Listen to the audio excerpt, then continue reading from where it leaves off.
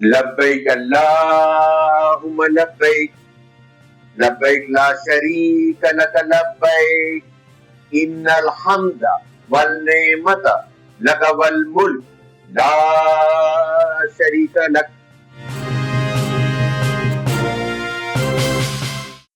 नमस्कार साथियों, अगर बात करें धर्म की तो सभी धर्म कहीं ना कहीं तीर्थ स्थलों तक लेकर जाते हैं। हिंदू धर्म में आप 4 धाम यात्रा करते हैं। अगर इस्लाम धर्म की बात की जाए तो वहां पर वो हज और उम्रा जैसी बड़ी जो तीर्थ यात्रा है इसको माना जाएगा। ऐसे ही हमारे साथ डॉक्टर वारिस अहमद खान जी हैं जिन्होंने पहली बार उम्रा किया और उम्रा के इस एक्सपीरियंस को हमारे चैनल के साथ साझा करेंगे। तो चलिए कार्यक्रम की शुरुआत करते हैं और आप और हम मिलकर जानते हैं कि इनकी जो उम्रा की यात्रा थी वो कैसे बनी, कैसी रही और क्या एक्सपीरियंस उन्होंने वहां जाकर के लिया। नमस्कार सर, स्वागत करते हैं आपका। नमस्कार ज्योति जी। जी सर, सबसे पहले क्योंकि इंट्रो में बताया मैंने कि अब हम आपके उम्रा जो आपने 15 दिन का किया उसके बारे में बात करेंगे। तो क्योंकि आपसे ये सवाल इसलिए किया जा रहा है क्योंकि उम्रा तो पूरे भारत में सभी कर रहे हैं, जितने भी इस्लाम धर्म को मानते हैं सब कर रहे हैं, लेकिन आपके लिए ये यूनिक इसलिए है क्योंकि आप धर्म से अपने आप को बहुत परे रखते हैं। जो ये रिचुअल्स होते हैं, जो हमारी परंपराएं होती हैं, उनसे आप बहुत अलग रखते हैं अपने आप को। आप उतना ज्यादा इस चीज को तवज्जो नहीं देते कि हज करना चाहिए या 4 धाम यात्रा करनी चाहिए। जो भी जिस भी धर्म में होता है आप उतना ज्यादा उस चीज पर ज्यादा सोचते नहीं थे, स्ट्रेट फॉरवर्ड आदमी थे। लेकिन आपको उम्रा के लिए तैयार किया गया, आप तैयार हुए जी। इस समय आकर आपने उम्रा भी अपना कंप्लीट किया। जी। कैसे आया आपके जहन में ये सवाल कि आपको करना चाहिए? और उसके बाद फिर हम जानेंगे कि उम्रा क्या होता है और इसके बारे में विस्तार से, क्योंकि व्यक्ति के मन में वो चीज कब पनपता है, कैसे होता है, उसके बारे में जानना चाहेंगे। तो कहाँ से शुरुआत हुई आपके इस यात्रा की? देखिए ज्योति जी, मेरी जो उम्रा की यात्रा है, उस यात्रा को कराने के पीछे मेरी बीवी, मेरी पत्नी का हाथ है, शादिया खान का। शादिया खान शुरू से ही इबादत गुजार रही हैं, अल्लाह के बताए हुए रास्तों पर चलने वाली, इबादत करने वाली, कुरान पढ़ने वाली, नमाज पढ़ने वाली। जी। और मैं इससे दूर था, इबादत से दूर था। मैं ये समझता था कि धर्म, क्योंकि मैं हिंदुस्तान जैसे मुल्क में पैदा हुआ और यहाँ मैंने जो देखा उसका असर मेरे ऊपर पड़ा। मुझे ऐसा लगता था कि धर्म इंसान को इंसान से बांटता है। मेरा धर्म ये है, उसका धर्म ये है, तो इसका मतलब हम दोनों अलग अलग चीज है। वो अलग है, हम अलग है। आप इससे अलग रहो, इससे दूर रहो। इस वजह से ये जो सोच थी हमारी, इस सोच से कहीं ना कहीं ये भी था कि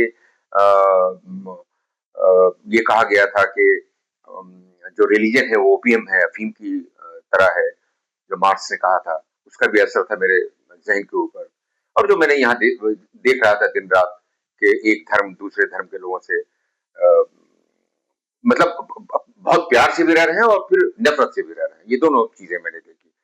उनको भगाया गया तो वो भड़क भी गए। तो इन चीजों का असर मेरे ऊपर रहा। मैं असल में शुरू से ही आत्मीयता पर बिलीव करने वाला इंसान रहा हूँ और मेरा ये मानना था कि यार ये धर्म को जो है वो मिटा देना चाहिए पूरी दुनिया से, क्योंकि ये आदमी को आदमी से अलग करता है। दरअसल ये मेरा कंफ्यूजन था और ये मेरा जो डाउट था वो गलत डाउट था। ऐसा नहीं है। दरअसल अगर हकीकत में हम लोग अपने अपने धर्म पर चलें और अपने अपने धर्म को सही मानों में समझें और माने, तो धर्म एक दूसरे को जोड़ेगा, वो एक दूसरे को करीब लाएगा, दुश्मन नहीं बनाएगा, सबको एक दूसरे का दोस्त बनाएगा। तो ये प्रवृत्ति मेरे अंदर थी, पनपी थी और वो थी, चल रही थी। तो मुझे मेरी बीवी भी नहीं सुधार सकी और मेरे इस डाउट को क्लियर नहीं कर सकी या मेरे जहन को दीन की तरफ नहीं मोड़ सकी। जनरली हम लोग जो है वो सोचते हैं कि यार ये ठीक है, ये लेडी है, ये क्या क्या इनकी बात मानना। और हम जो सोच रहे हैं वो एक एक होता है कि हम जो है वो मर्द हैं, तो हम जो सोच रहे हैं वो सही है और ये जो कर रही है उसमें कोई ज्यादा जान नहीं है, जबकि हकीकत ये है कि जो औरतें होती हैं वो कभी-कभी क्या अक्सर मैंने तो देखा है कि वो मर्द से ज़्यादा ज़हीन होती हैं और मर्द से ज़्यादा अच्छी और पाक सोच उनकी होती है। खैर बहरहाल एक मामले में वो कामयाब हो गईं कि उन्होंने मुझे उम्रा करने के लिए तैयार कर लिया। उम्रा पर जाने के लिए, उम्रा के सफ़र पे जाने के लिए तैयार कर लिया। शायद उनके मन में ये रहा होगा कि मैं तो इन्हें ठीक नहीं कर पाई, लेकिन हो सकता है कि उम्रा में जब ये वहाँ जाएँ, जब मक्का और मदीना में जाएँ, तो हो सकता है कि वहाँ अल्लाह पाक इनका ज़हन बदल दे। ये उनके ज़हन में रहा होगा। मैं उम्रा के लिए तैयार हो गया, लेकिन मैं दिल से तैयार हुआ, शायद ये अगर मैं कहूँ तो गलत होगा। मैं अपनी बीवी को खुश करने के लिए तैयार हुआ था कि ठीक है, चलो चलते हैं। तो मैं, मेरी बीवी और मेरा बेटा अबान अहमद खान जो 12 साल का है, हम तीनों यहाँ से उम्रा के लिए रवाना हुए। हमने इसको एक मजहबी सफर नहीं माना, एक सफर माना। ट्रिप की, चलो कोई बात नहीं, अदर हाँ, कंट्री में जा रहे हैं, घूम के आ जाएंगे। हाँ, कि एक कंट्री को देखेंगे, वो कैसी कंट्री है, वहाँ की बिल्डिंगें कैसी हैं, वहाँ पे क्या-क्या चीजें हैं। बहुत नाम सुना है कि जद्दा बहुत खूबसूरत है, रियाद बहुत खूबसूरत है, तो शहर को घूमेंगे, ये ख्याल था मेरा। लेकिन ज्योति जी, जब वहां मैं पहुंचा, मैं पूरे सफर को आपको एक-एक करके बता देता हूँ। बिल्कुल। कैसे मेरा ज़हन बदला, किन-किन चीज़ों ने मेरे ज़हन के ऊपर प्रभाव डाला और मैं किस तरह से मेरी सोच जो है, वो एक पॉज़िटिव डायरेक्शन में चली गई। हम लोग यहाँ से फ्लाइट से चले और हम लोग की कनेक्टिंग फ्लाइट थी सऊदी के लिए। कुवैत में हम लोग को 2 घंटा वेट करना था, रुकना था और ये प्लान किया गया था कि क्योंकि वो कॉन्सेप्ट ये है कि जब हम लोग उम्रा करने के लिए जाते हैं, तो उसका एक खास ड्रेस कोड होता है। वो कफन, एक तरह से कफन की तरह होता है कि मतलब अब आप जो वहां जा रहे हैं वो दुनिया को छोड़ के जा रहे हैं। अब आप दुनिया छोड़ चुके हैं, एक तरह से आप मर गए हैं और एक नई दुनिया में अब आप जा रहे हैं जहां से आपको पवित्र होके आना है, एक नई जिंदगी लेके आना है, एक नया वजूद लेके आना है, नया कैरेक्टर लेके आना है, नया मिजाज लेके आना है। सफेद कपड़ा पहना जाता है। जी हाँ, सफेद कफन होता है, सफेद कपड़ा भी होता है जिसको एहराम कहा जाता है, लेकिन वो जो उसका जो कॉन्सेप्ट है वो कफन का ही है कि आप कफन बांध के जा रहे हैं। सफेद 2 कपड़े होते हैं, 2 चादर होती है, एक तरह से आप ये मान लें। एक चादर होती है जिसको आप ऐसे यूँ लपेटते हैं लुंगी की तरह और एक चादर होती है जिसको आप बदन पे डाल के ऐसे करके बदन को ढाँक लेते हैं। ये है। उसको उसका जो एहराम बाँधने का है वो उसकी एक टेक्नीक है जो हम लोगों ने यहाँ से जाने से पहले सफ़र स्टार्ट करने से पहले हम लोगों ने यूट्यूब पर सीखी थी कि एहराम कैसे बाँधते हैं। बहरहाल हम लोग जब कुवैत एयरपोर्ट पे उतरे, वहाँ पे एयरपोर्ट पे ही मस्जिद है, वहाँ पे हर जगह वहाँ पे मस्जिद है। एयरपोर्ट पे मस्जिद थी, मस्जिद में हम लोग को ले जाया गया क्योंकि हम लोग ग्रुप में गए थे, टूर एंड ट्रेवल्स की तरफ से गए थे और इमरान इमरान साहब थे, उन्हीं का ये टूर एंड ट्रेवल्स था, उन्हीं के जरिए हम लोग जा रहे थे। तो एक बंदा हम लोग के साथ उन्होंने कर दिया था जो हम लोग को का गाइड था, जो हर जगह पे हम लोग को गाइड कर रहा था। वहां पे मस्जिद में हम लोग को ले जाया गया और मस्जिद में ये कहा गया कि आप लोग वजू कीजिए और वजू करके अपना अपना एहराम बांध लीजिए। एहराम बांधना, इसके बावजूद कि हमने यूट्यूब पर सीखा था, लेकिन फिर भी अभी तक हमें ठीक से नहीं आ रहा था। तो वहां पर ये कॉन्सेप्ट है कि सब एक दूसरे की मदद करते हैं, हर वक्त एक दूसरे की मदद के लिए खड़े हुए हैं। आपने जैसे ही किसी को महसूस को मदद चाहिए तो वो अपना काम छोड़ के आपकी मदद करने लगेगा। हाँ, ये वहां पे कॉन्सेप्ट है।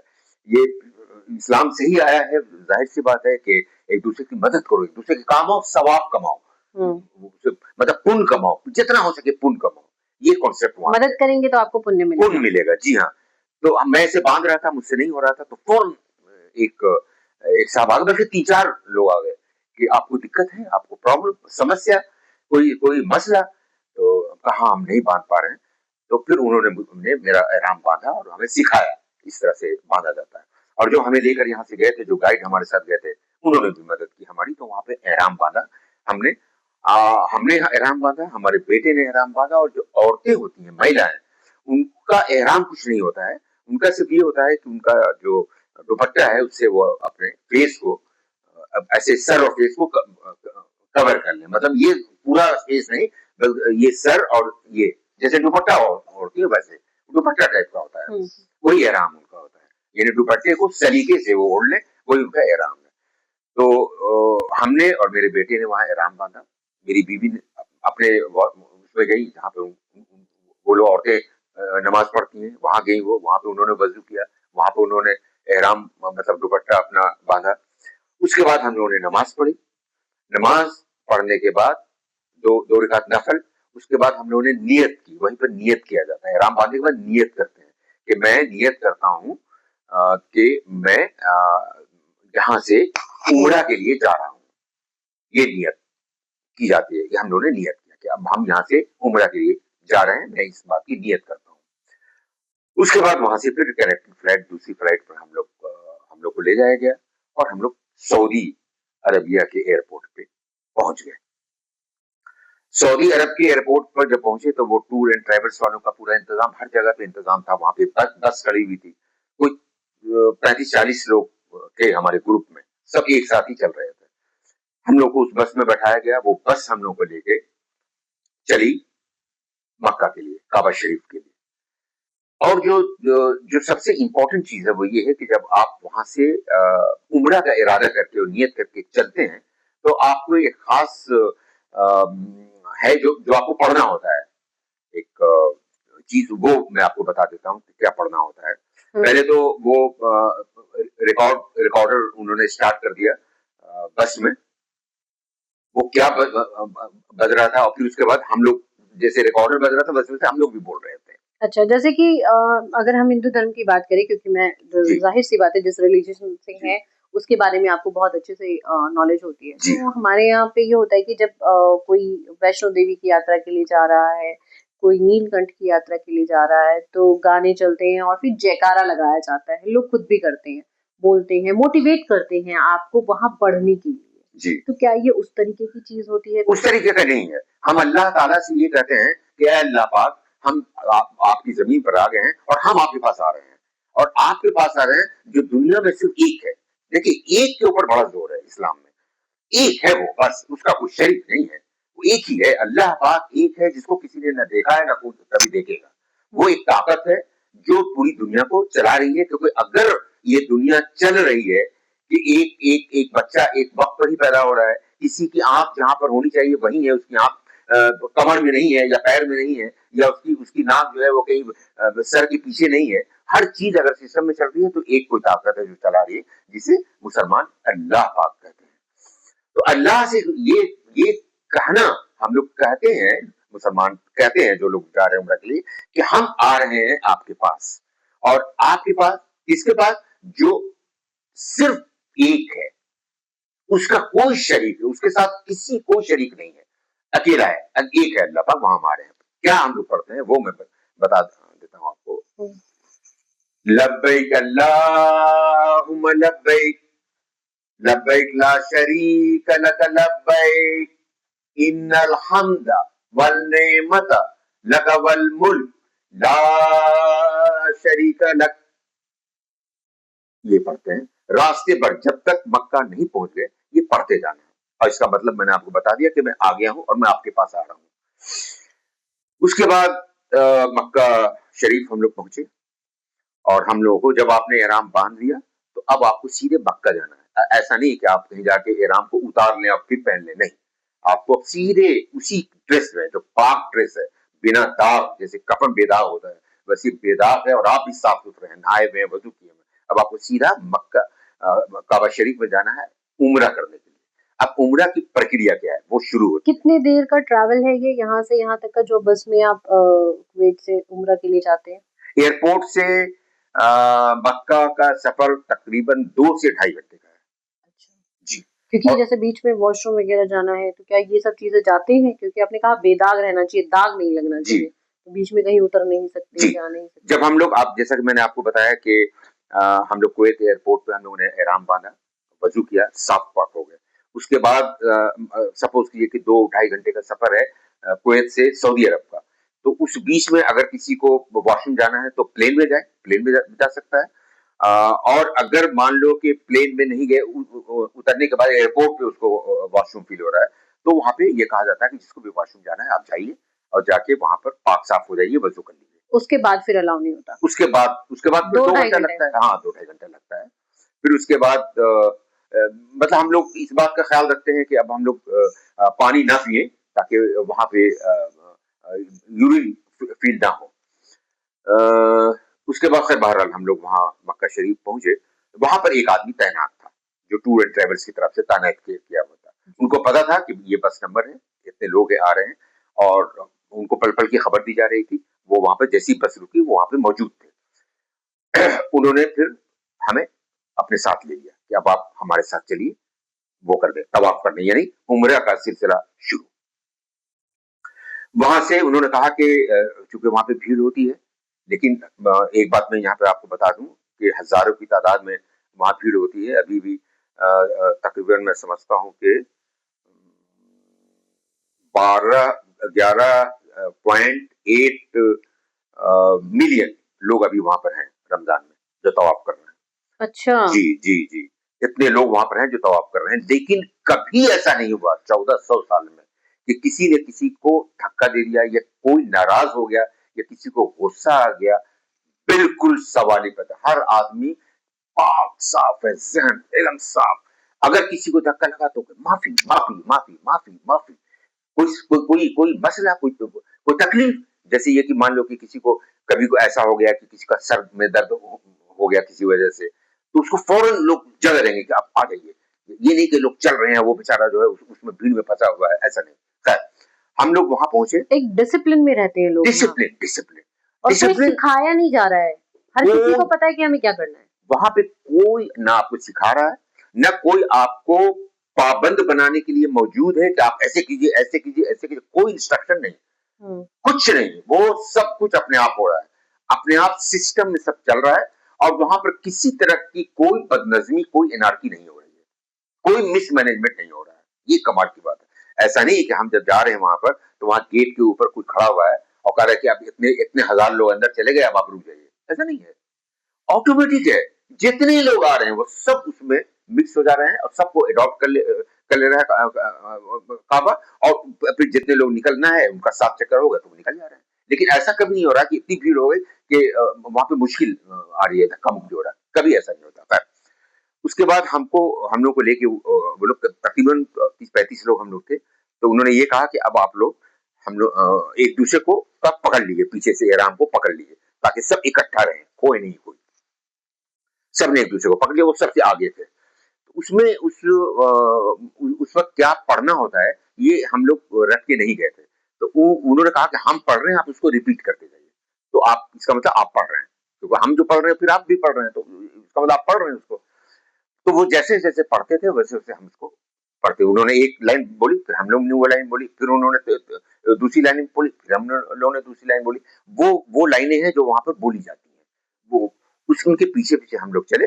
और वहां पे एक वो है, ग्रीन लाइट जल रही है। तो उसका ये है कि आपने ये ग्रीन लाइट से शुरू किया, तो जब आप दोबारा उसी ग्रीन लाइट पर आ जाएंगे तो एक चक्कर आपका होगा। तो सबके हाथ में तस्वीर होती है, 7 दाने की तस्वीर। तो वो एक बार जब वहां पहुंचे तो एक तस्वीर को वो ऐसे गिरा लेता है। अब एक, ताकि याद रहे उसको, गलती ना हो। 7 चक्कर ही लगे। उसके बाद फिर दूसरा चक्कर लगता है, वही ग्रीन पर आने के बाद फिर वो तस्वीर को ऐसे दूसरा दाना गिरा लेते हैं। जब 7वीं तस्वीर गिर जाती है तो समझ जाते हैं कि अब मेरा ये चक्कर 7 चक्कर हो चुका है। अब हम लोग चले चक्कर लगाने के लिए। उस चक्कर लगाने के दौरान हर इंसान की ख्वाहिश ये होती है, जो भी वहां मौजूद है, कि हम काबा शरीफ को एक बार छू लें। चूमना मना है, चूम नहीं सकते वहां, सिर्फ छू सकते हैं। छूना है, टच कीजिए और दुआ मांगिए, ये इतना है, इससे ज्यादा नहीं।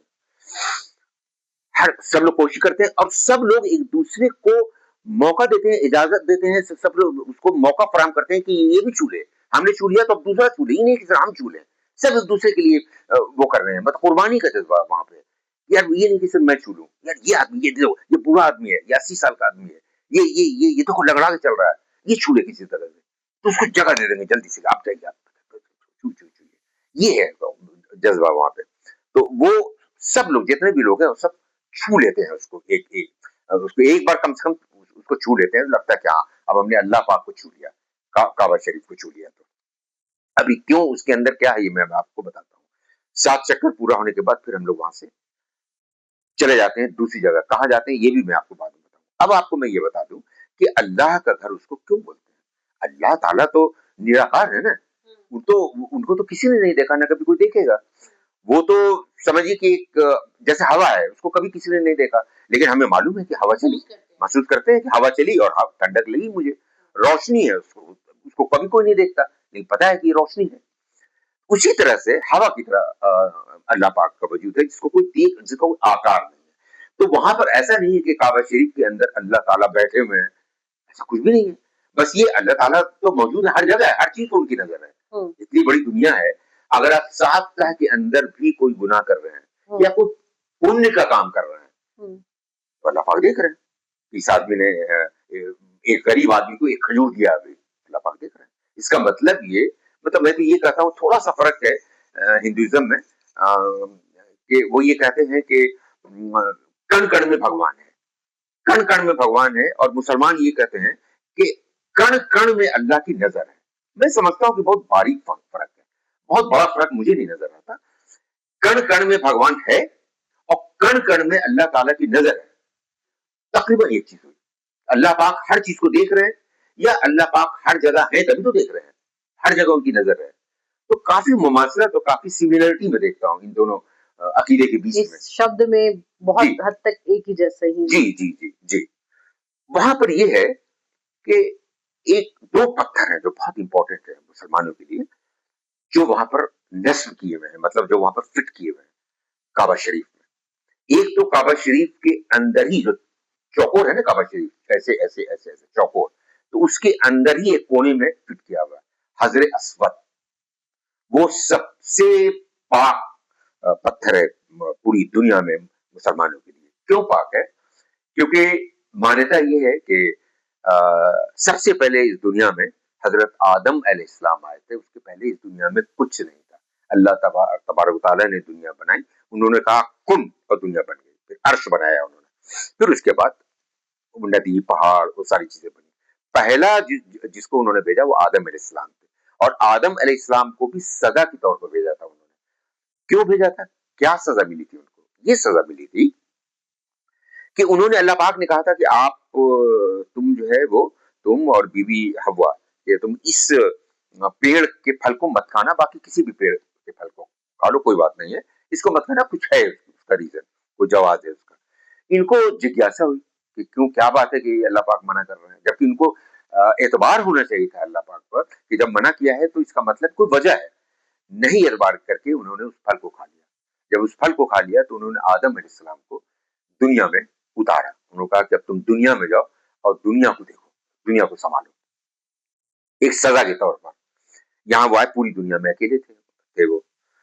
और फिर उन्होंने बीवी हवा अलैहिस्सलाम को उतारा, क्योंकि जनरेशन को चलाना था, रिप्रोडक्शन करना था, तो उसके लिए एक मर्द और एक औरत का होना जरूरी था। इस तरह से दोनों अलग अलग जगह पे उतारे गए, लेकिन फिर दोनों मिले और फिर वहां से रिप्रोडक्शन शुरू होगा। इस तरह से दुनिया की शुरुआत हुई। तो जो आदम अलैहिस्सलाम वहां से चले, जब अल्लाह ताला ने उनको भेजा दुनिया में, तो वो अपने साथ एक पत्थर लेके, जन्नत का पत्थर लेके चले। एक ही चीज लेके चले, जन्नत का पत्थर। बाकी तो अल्लाह ताला ने कहा कि तुम जाओ, वहां तुम्हें पानी भी मिलेगा और तुम्हें खाना भी मिलेगा। वो पत्थर एकदम व्हाइट था, चमकता हुआ पत्थर, वो लेकर वो दुनिया में आए। वही वो पत्थर है जिसको बाद में काबा शरीफ के अंदर उसको फिट कर दिया गया, नेस्ट कर दिया गया उस पत्थर को। और इसी वजह से हम लोग उसको, क्योंकि हम लोग का ये मानना है, मुसलमानों का ये मानना है कि वो अल्लाह पाक का बराह रास्त डायरेक्ट अल्लाह पाक का दिया हुआ भेजा हुआ पत्थर है, से जो उन्होंने भेजा है, तो उसको हजरत अस्वद को अल्लाह पाक का पत्थर माना जाता है। और ये माना जाता है कि उसकी वजह से कि ये अल्लाह पाक का घर है, अल्लाह पाक की ये जगह है, पाक जगह है, ये पावन जगह है ये। यहाँ जाने के बाद हम जी मतलब कहते हैं ना, जिंदगी में कुछ मकसद होता है। जी, हर किसी का अपना एक मकसद है, मेरा भी अपना एक मकसद है, हर किसी ने अपना एक मकसद बनाया। अब ये कहेंगे कि अरे ये तो बहुत धार्मिक है, मैं अपना कंक्लूजन करना चाहूंगी तो बताऊंगी कि इससे पहले मेरे अंदर कहते हैं भगवान को लेकर के कुछ भी नहीं था कि मैं पूजा करूं या बाकी चीजें जो कहा गया कि नहीं हमारे यहाँ ये बहुत जरूरी है फास्ट रखना, तो मैंने रख लिया। मुझे नहीं पता था कि मैं महाशिवरात्रि का व्रत मतलब बहुत टाइम पहले शादी से पहले से भी रखती आ रही हूँ। शादी मतलब जब छोटी थी बहुत तब से रखती आ रही हूँ। पर मुझे मतलब नहीं पता था कि मैं क्यों फास्ट रखती हूँ। बस ये था कि मेरे मार्क्स अच्छे आ जाए। भगवान जी को ये कहना होगा भगवान मेरे मार्क्स अच्छे आने चाहिए, वो ज़रूरी है। शादी के बाद भी फास्ट रखा बट वो चीज़ समझ नहीं आई। फिर एक वक़्त आता है, जब भगवान आपको ये बताना चाहते हैं या कहते हैं वो जो ताकत है, वो आपको ये बताना चाह रहे हैं कि मैं हूँ। जिस दिन आप बिल्कुल नीचे जाओगे ना, समझ लो कि भगवान अब आपको उठाने के लिए गिरा रहे हैं। और हाँ, जैसे आप लोगों में तो ये है कि एक ही अल्लाह है जिनकी इबादत कर रहा है पूरा विश्व, जहाँ पे भी इस्लाम है। हमारे यहाँ बहुत सारे देवी-देवता हैं।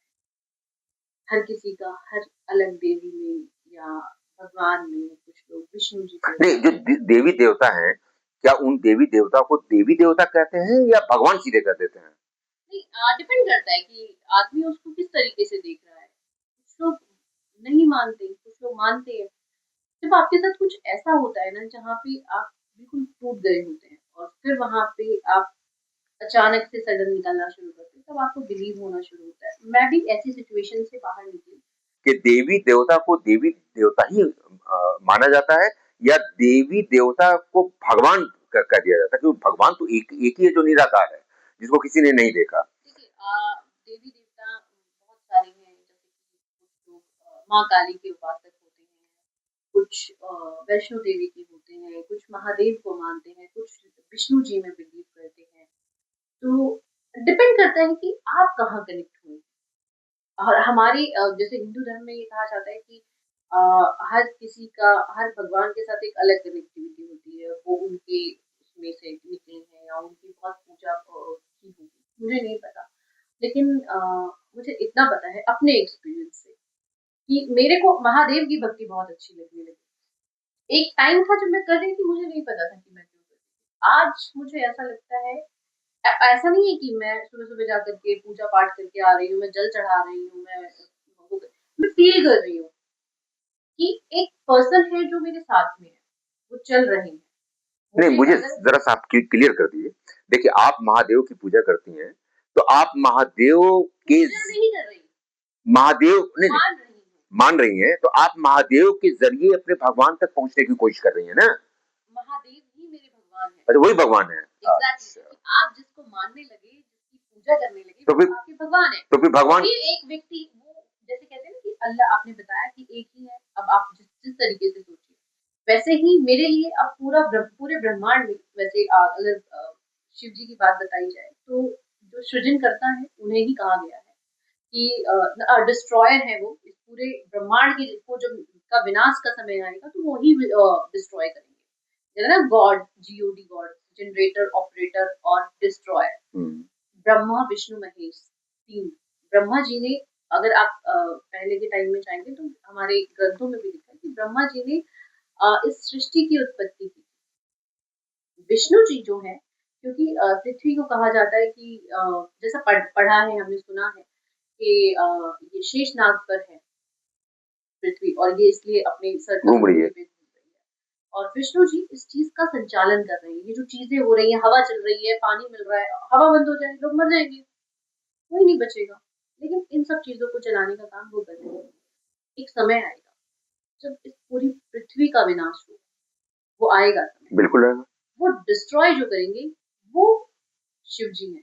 वैसे शिव जी को बहुत भोला कहा जाता है बट उनकी जो गुस्से की परिकल्पना कोई नहीं कर सकता कि उनको गुस्सा कितना आता है। डिस्ट्रॉयर वही बनेंगे और मैं इसलिए नहीं कह रही क्योंकि जैसे हम जिस भी देवी-देवता से जुड़ते हैं, हम उनके बारे में पढ़ना, उनके बारे में रिसर्च करना, सोचना शुरू कर देते हैं। तो सेम चीज़ ऐसे ही किया गया और अब मेरी जो आपने जैसे कहा कि मैं उम्रा करके आया और मेरे अंदर अभी एक चीज़ जागी है कि मुझे हमारे 12 ज्योतिर्लिंग हैं, ठीक है? महादेव के 12 ज्योतिर्लिंग जो कि अगर आप इंडिया के मैप में देखेंगे ना, तो वो बिल्कुल आपको ऐसे स्ट्रेट दिखेगा। वो बिल्कुल आपको ना वो बना हुआ मिलेगा, शिवलिंग बना हुआ मिलेगा, जी। इसी तरीके से आपको और इसी तरीके से वो शुरू होता है दर्शन करना। बहरहाल मैं उस तरीके से दर्शन नहीं कर पा रही लेकिन मेरा ये है कि मुझे दर्शन करने हैं। मेरे लिए जो जैसे कन्वीनियंट लग रहा है, मैं उस हिसाब से जाती हूँ और दर्शन करके आती हूँ। मेरे 2 ज्योतिर्लिंग कंप्लीट हो चुके हैं, तीसरा अभी लाइनअप है एंड इस साल के एंड तक हो जाएगा। 12 ज्योतिर्लिंग 12 महीने के होते हैं, अच्छा। हर महीने में एक ज्योतिर्लिंग कंप्लीट किया जाता है। तो ये एक चीज़ मैंने अपने आप में भी बदलाव देखा, जैसे आपने कहा कि आप में बदलाव आया है, सेम चीज़ आया है और अब ऐसा महसूस होने लगा है कि एक जो शक्ति है ना, वो साथ में चल रही है।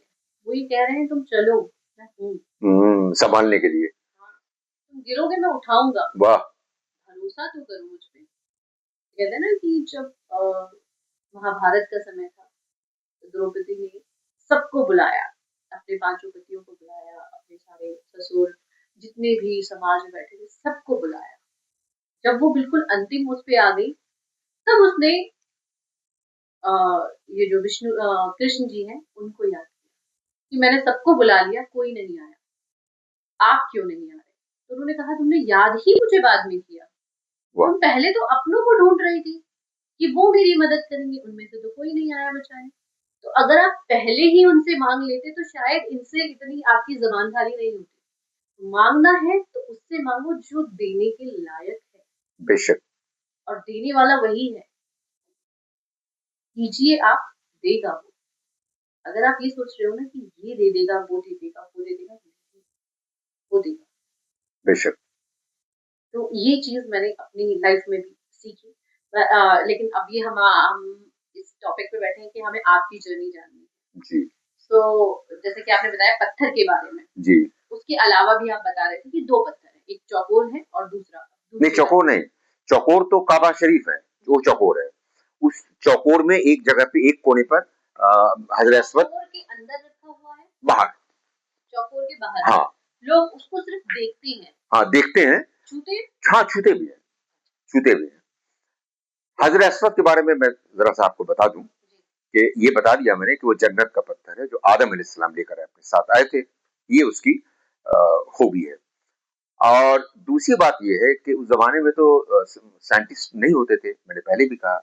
लेकिन अब जो साइंटिस्ट ने उस पर रिसर्च किया, कई हजार मेगापिक्सल के कैमरे से उस हजर अस्वद को देखा गया और देखने के बाद ये जो उसका जो रिजल्ट है वो ये है, ये जो जो कहा कि क्या देखा, तो वो ये बताया उसके बारे में कि हजर अस्वद की खूबी ये है कि इसके अंदर ये कैपेसिटी है कि जिस इंसान को हजर अस्वद देख लेगा, यानी जो तक इसलिए सब ये चाहते हैं कि एक बार हम उसको छू लिया है तो हम तो उसे देख लिया हमें, या उसके पास सामने चले गए, इतना कम से कम हो जाए। हर आदमी की यही तगोदो होती है, ये कोशिश होती है, प्रयास होता है कि हम चले जाए वहां पे, और चले भी जाते हैं। तो उसका यह है कि हजर अस्वद के अंदर ये कैपेसिटी है कि जिस इंसान को वो देख लेगा एक बार, वो उसके पूरे माइंड को, सिर्फ अभी की के माइंड को नहीं, बल्कि जब से वो पैदा हुआ है और जब तक वो रहेगा, उसके मन में कब क्या चला, पूरे माइंड को कैप्चर कर लेता है वो, और उसके तमाम गुनाहों को भी कैप्चर कर लेता है जो अब तक उसने किया। अभी जो वो उम्रा करने आया है, तो वो क्या दुआ लेकर आया है, क्या दुआ मांग रहा है, क्या उसके दिल में है, क्या वो अल्लाह अल्लाह पाक से मांगने आया है, और क्या चाहता है, सुधार चाहता है, वो अल्लाह की तरफ, अल्लाह की राह पर जाना चाहता है, वो माफी अल्लाह से मांगने के लिए आया है, वो क्या करने आया है, वो सारी चीजें हजरत अस्वद को पता चल जाती है, कैप्चर हो जाता है माइंड। और वो फिर उस इंसान की इन तमाम ख्वाहिशात को, उसकी माफी को, उसकी दुआओं को वो अल्लाह पाक तक पहुंचाता है। ये मान्यता है हजरत अस्वद की। कितनी बड़ी मान्यता है और कितना पाक पत्थर है वो, जिसके चारों तरफ लोग घूमते हैं, 7 चक्कर लगाते हैं। 7 चक्कर इसे लगाते हैं कि हुजूर पाक सल्लल्लाहु अलैहि वसल्लम ने 7 चक्कर लगाया था। तो जो हुजूर ने किया था वो मुसलमान करते हैं क्योंकि वो सुन्नत होती है। हुजूर ने किया था तो वही हमको भी करना है। बहुत सारी चीजें हैं जो बाद में बताऊंगा। ये है हजरत अस्वद। उसके अलावा जो एक और पत्थर है, उसका नाम है मुकाम इब्राहिम। अच्छा। जी। मुकामी इब्राहिमी, इब्राहिम अलैहिस्सलाम का पत्थर, उसको लोग टच करते हैं। और वो चूंकि अलग है थोड़ा सा, काबा शरीफ जो चौकोर है उससे थोड़ा अलग जगह पे, वो एक जगह पे नस्ब किया हुआ है, तो उसको आसानी से उसको छू पाते हैं। जो भी जा रहे हैं वो उसको छूना चाहते हैं वो छू लेते हैं, और चूंकि वहां पर दुआ मांगते हैं, वहां पे ऐसे छू के दुआ मांगते हैं, माफी मांगते हैं कि अब तक जो गुनाह किया वो मेरी माफी हो जाए और मेरी ये दुआ कबूल हो जाए, अल्लाह पाक तक ये दुआ पहुंचा दीजिए मेरी। अब वो पत्थर क्या क्या, क्या पत्थर है, मुकामी इब्राहिम उसको क्यों कहते हैं, ये है इसका जवाब। ये है कि सबसे पहले जो काबा शरीफ का निर्माण शुरू किया था, वो शुरू किया था फरिश्तों ने। तीन हैं इंसान, फरिश्ते और जिन और शैतान। फरिश्तों ने शुरू किया था, फरिश्तों ने बनाया, उसके बाद फिर इब्राहिम अलैहिस्सलाम जब आए तो इब्राहिम अलैहिस्सलाम ने उसको बनाना शुरू किया, काबा शरीफ को। तो हालांकि पहले लोग काफी लंबे हुआ करते थे, हाइट बहुत ऊंची होती थी, लेकिन फिर भी दीवार जो होती है किसी भी घर की जब बना रहे होते हैं तो ऊंची होती है, सर से काफी ऊंची होती है। तो जब उन्होंने बनाया और सर तक वो दीवार बन गई तो उनको परेशानी आई कि अब मैं इसको ऊंचा कैसे करूं, क्योंकि वहां पे कोई पत्थर तो ऐसा नहीं होता था, इतना बड़ा पत्थर ईंट ये सब तो नहीं होता था। पहाड़ों के पत्थर तो बड़े बड़े हुआ करते थे, बहुत चट्टान टाइप के। उस वक्त एक ऐसा कहा जाता है कि जिब्राइल अलैहिस्सलाम एक पत्थर लेकर, वो भी पत्थर ऊपर से लेकर, वो आसमान से वो लेकर आए और लाके उन्होंने इब्राहिम अलैहिस्सलाम को दिया। उन्होंने कहा कि इस पत्थर को का इस्तेमाल करो। समझ गए इब्राहिम अलैहिस्सलाम कि क्या करना है मुझे, तो उस पत्थर पर वो चढ़ के उन्होंने फिर दीवार का निर्माण किया और दीवार को ऊंचा करना था उनको। तो जब हाथ हम वहां तक ऊपर और नहीं जा रहा था तो वो पत्थर उठा, ऊपर अपने आप उठा, इब्राहिम अलैहिस्सलाम ऊपर उठ गए। चमत्कार था एक जी जी, कोई नीचे वो नहीं है, कुछ नहीं है, लेकिन वो उठ गया फिर और ऊपर उठा। उस वक्त तक उठता रहा जब तक वो दीवार मुकम्मल नहीं होगी। जब हो गई मुकम्मल तो उन्होंने कहा कि अब मुकम्मल हो गई, तो पत्थर फिर वहीं पर रुक गया या आके जमीन पर रखा गया, उनका काम हो गया। इस तरह से काबा शरीफ का निर्माण हुआ। वो अहमियत है उस पत्थर की, मकाम इब्राहिम की, जिसको बाद में बादशाहों ने और वो हुजूर पाक सल्लल्लाहु अलैहि वसल्लम ने फिर उसको नस्ब किया गया काबा शरीफ के पास। और उसको जितने भी उम्रा करने वाले लोग होते हैं उसको छूना चाहते हैं और छूते हैं। ये तो हुआ काबा शरीफ की अहमियत, कि हम उसको क्यों, इतना अहम क्यों है हमारे लिए। मैं और एक बात आपको जो बताने जा रहा हूं, शायद आप इस बात को सुन के चौंक जाएंगी और आपकी आत्मा लरस जाएगी कि ऐसा कैसे हो सकता है दुनिया में, ऐसा भी हो सकता है क्या। देखिए, बहुत बड़ी बात बताने जा रहा हूं। ये तो हुआ इंसान, कि इंसान को ये पता है कि उसको 7 चक्कर लगाने हैं काबा शरीफ के, और 7 चक्कर लगा के फिर बाहर निकलना है, फिर अगला अरकान उसको पूरा करना है। लेकिन अब मैं आपको ये बता रहा हूं कि एक चिड़िया होती है अबाबील जिसका नाम होता है। वो चिड़िया ठीक जब वहां पे सुबह की अजान होती है, मैंने कहा कि शाजिया से मैंने कहा, जब जब मेरा ईमान जो है वो जागने लगा और जब मैं अल्लाह की तरफ रुजू होने लगा, झुकने लगा, तो मैंने कहा कि मुझे तुम वहां पर सुबह की अजान के वक्त ले चलो, देर से उठने वाला आदमी हूँ मैं, मुझे तुमने कहा कि रात भर वहीं रही, हमने कहा हाँ, रात का खाना खा के हम लोग, हमें ले चलो, मैं देखना चाहता हूँ, जो मैंने सुना है उसको अपनी आंखों से देखना चाहता हूँ कि ये कैसे पॉसिबल है जो लोग ये कह रहे हैं, मुझे आंख से देखना है मुझे। उनका चलिए, मैं तो देख चुकी हूँ, आप चल के देखिए। सुबह की अजान हुई, अजान होती चिड़ियों का एक झुंड आया वहां पे, और नीचे हम लोग तवाफ कर रहे हैं ऐसे। देखिए, मेरी बॉडी जो है वो उसमें गनगनाहट शुरू हो गई है। नीचे हम लोग ऐसे ऐसे तवाफ कर रहे हैं, चल रहे हैं, ऐसे चल रहे, पूरी भीड़ चल रही है, ऊपर चिड़िया चल रही है ऐसे, बिल्कुल जैसे इंसान चल रहा है ऐसी चिड़िया चल रही है। और जैसे ही उनका तवाफ पूरा हुआ, चिड़िया गायब, हम लोग इधर चले गए, चिड़िया उधर चली गई, फिर वो नजर नहीं आएंगे। एग्जैक्ट टाइम पे आती है, एग्जैक्ट टाइम पे चली जाती है, टाइम फिक्स है।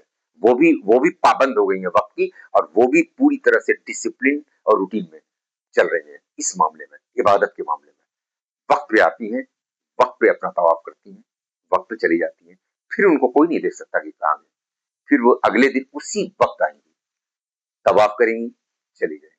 चिड़िया मरती भी है, फिर जो चिड़िया पैदा होती है वो भी वही काम कर रही है। 1400 साल से वो चिड़िया यही काम कर रही है। 1400 साल से ये काम चल रहा है, ये प्रक्रिया चल रही है, या आज तक ये प्रक्रिया रुकी नहीं। कि चलो आज जो है वो चिड़िया नजर नहीं आई तवाफ करने। रोज जिस तरह से आज तक ऐसा नहीं हुआ कि 1400 साल में तवाफ रुक गया, ऐसा नहीं हुआ। जो तवाफ, जितने लोग तवाफ कर रहे हो कर रहे हैं, दिन रात भोर सुबह दोपहर वो तवाफ चल रहा है तो चल रहा है। उसी तरह से चिड़ियों का तवाफ भी चल रहा है तो चल रहा है 1400 साल। ये बहुत अद्भुत चीज थी जो हमने उस नजारे को अपनी आंखों से देखा और वहां से मेरा ईमान पुख्ता हुआ। उसके बाद जो उम्रा के अराकीन में जब हमने काबा शरीफ का 7 चक्कर लगा लिया, हजर अस्वद को छुआ, मुकामी इब्राहिम को छुआ, उसके बाद अब हम लोग वहीं पर जो सफा और पहाड़ सफा और मरवा 2 पहाड़ी है, वहीं पर बिल्कुल वहां से हम लोग निकले और फिर वो हम लोग का चक्कर शुरू हो गया। 7 चक्कर वहां भी लगाना है। तो आप पूछिए कि क्या है सफा मरवा। बताइए, मैं तो सुन रही हूँ आपकी स्टोरी को बिल्कुल एकदम ऐसे कि एक कहानी चल रही है मेरे सामने। खो गई। हाँ, पूरा एंजॉय कर रही हूँ। जी जी जी जी। उसके बाद अब जो अगला स्टेप है वो ये है कि आपको 7 चक्कर लगाना है सफा मरवा की पहाड़ी का। वो पहाड़ी अब तो काट के उसको बना दिया गया, बहुत खूबसूरत एरिया बना दिया है उसको, लेकिन वो पहाड़ के एक हिस्से को उसी तरह से छोड़ दिया गया ताकि वो पहचान बनी रहे कि यही है सफा और मरवा की पहाड़ी। वो ऐसी पहाड़ वहीं पर है जो आप, जिसका मैं वीडियो बना के लाया हूँ, जो आप देख सकते हैं। अच्छा, यही पहाड़ है जहां पर ये होता था जो मैं बताने जा रहा हूँ। सफा और मरवा 2 पहाड़ी थी। हुआ ये था कि हजरत इब्राहिम अलैहिस्सलाम, जिनका अभी जिक्र हमने किया, जो जिनके लिए पत्थर आया था काबा शरीफ के निर्माण के लिए, इब्राहिम अलैहिस्सलाम एक वक्त को वहां पे मक्का में उसी जगह पे पहुंचे। तब तो वीरान हुआ करता था, कुछ भी नहीं होता था। जब वो वहां पहुंचे तो उनके साथ उनकी बीवी पत्नी हजरत हाजरा रज़ी अल्लाह ताला अन्हु और उनका बच्चा छोटा सा इस्माइल रज़ी अल्लाह ताला अन्हु, ये दोनों भी साथ में थे। ये तीनों वहां पर पहुंचे और वहां पर अचानक जो इब्राहिम अलैहिस्सलाम थे, उन्होंने अपनी बीवी और छोटे बच्चे को उस वीरान पहाड़ के ऊपर, जहां पे न पानी है न खाना है, कुछ भी नहीं है, वो छोड़ के जाने लगे। तो जाने लगे तो बीवी हाजरा रज़ी अल्लाह ताला अन्हा ने उनसे कहा कि आप कहाँ जा रहे हैं? चुप थे वो। उन्होंने कहा कि क्या ये अल्लाह का हुक्म है? क्या आपको अल्लाह ने कोई निर्देश दिया है? तो उन्होंने हाँ में सर हिलाया, सिर्फ ऐसे कहा, ऐसे। अच्छा। उन्होंने कहा कि अगर अल्लाह तबारक व तआला ने आपसे ये कहा है कि आप हमें और अपनी औलाद को इस पहाड़ी पर तन्हा बेसहारा छोड़कर चले जाएं, तो आप अल्लाह की बात मानिए और आप चले जाइए। हमारा जो होगा हम देखेंगे। अल्लाह में जब वो आपको अलग कर रहा है तो अल्लाह ताला ने कुछ सोचा होगा। हजरत इब्राहिम अलैहिस्सलाम वहां से चले गए। उसके बाद शुरू हुआ इस्माइल रज़ी अल्लाह ताला अन्हु का भूख और प्यास का आलम। और वो औरत थी फिर भी बड़ी थी तो वो बर्दाश्त कर रही थी, लेकिन बच्चा कैसे बर्दाश्त करेगा? उसको दूध चाहिए, पानी चाहिए, कुछ नहीं था वहां। जब तड़पने लगे तो ये बीबी हाजरा रज़ी अल्लाह ताला अन्हु दौड़ने लगी, भागी, कहीं पानी मिल जाए, छचन के भागी। सफा पहाड़ी से मरवा पहाड़ी और फिर मरवा पहाड़ी से सफा पहाड़ी। जब वो कुछ दूर जाती थी फिर वो सोचती थी तो ऐसा तो नहीं कि वो कुछ हो गया उसको, कि वो खत्म हो गया या उसको कोई जानवर खा गया या क्या हो, तो फिर आती थी देखने के लिए। अब फिर जाती थी, भागती थी वो। तो सफा और मरवा 2 पहाड़ी के बीच में वो दौड़ रही थी, अपना चक्कर लगा रही थी कि कहीं से पानी या कुछ खाने को मिल जाए तो मैं अपने बच्चे को पिला दूं। तकरीबन 7 चक्कर हो चुका था। जब वो वहां पे पहुंची अपने अपने बेटे अपनी औलाद के पास, इस्माइल रज़ी अल्लाह ताला अन्हु के पास, तो उन्होंने देखा कि इस्माइल रज़ी अल्लाह ताला अन्हु ने प्यास के मारे वो एड़ी जमीन में वो रगड़ रहे हैं और अचानक वहां से पानी का सर चश्मा फूट पड़ता है। पानी अचानक वहां से फूटता है और पानी जो है बहने लगता है। तो खुश हो गई, बिल्कुल खुश हो गई। जल्दी से उन्होंने कहा कि अरे ये तो पानी सब बह जाएगा। उनको ये नहीं मालूम था कि ये पानी कभी नहीं बहेगा, जब तक दुनिया रहेगी तब तक ये पानी बहता रहेगा। तो उन्होंने कहा कि ये पानी बह जाएगा तो मैं इसको, तो उन्होंने कहा कि जम जम मतलब रुक जा। जमजम का मतलब होता है रुक जा। हाँ, आबे ज़मज़म इसलिए कहा जाता है कि ज़मज़म का पानी यानी रुक जा का पानी। तो उसका नाम फिर ज़मज़म पड़ गया। तो उन्होंने कहा कि रुक जा, पानी रुक गया। जब पानी रुक गया तो उन्होंने फिर वहाँ पे गड्ढा बनाया कि इसमें पानी को इकट्ठा करूँगी। तो वो पानी कभी रुका ही नहीं। गड्ढा बनाया, फिर उन्होंने जल्दी से अपनी औलाद को पानी पिलाया, खुद पानी पिया। उसके बाद उन्होंने तो कुछ देर के बाद देखा कि काफ़िले में चलते थे ना, पहले तो काफ़िला हुआ करता था। वो कोई एक जगह घर नहीं होता था उनका, वो जाते रहते थे। जैसे आजकल ये लोग बंजारे कभी-कभी नज़र आते हैं। कभी यहाँ, कभी वहाँ पंडाल लगाते रहते हैं वो। उसी तरह से काफ़िला पहले हुआ करता था। तो एक काफ़िला वहाँ से गुज़रा तो उन्होंने देखा काफ़िले में जो लोग थे उन्होंने देखा कि पानी यहाँ पर। तो पानी, तो उन्होंने कहा इनसे हज़रत रज़ियल्लाहु ताला अन्हु से कि आप हम प्यासे हैं और आपको भूख लगी होगी, तो हमारे पास खजूर है, मैं आपको खजूर दे देता हूँ, आप हमें पानी दे दीजिए। उन्होंने कहा क्या पानी? आप पीजिए पानी, जितना पानी पीना पीना पीजिए, ये तो बंदों के लिए, आपके लिए है। तो उन्होंने पानी पिया और खजूर इनको खाने के लिए दिया। उसके बाद वो काफ़िला वहाँ से चला गया, या फिर कुछ दिन के बाद वो काफ़िला वहीं पे ठहर भी गया था। वहीं पर वो लोग काफ़ी दिनों के लिए रुक गए थे, वो काफ़िला वाले। तो वो जो 7 चक्कर उन्होंने लगाया था, किसका? सफ़ा मरवा पहाड़ी का।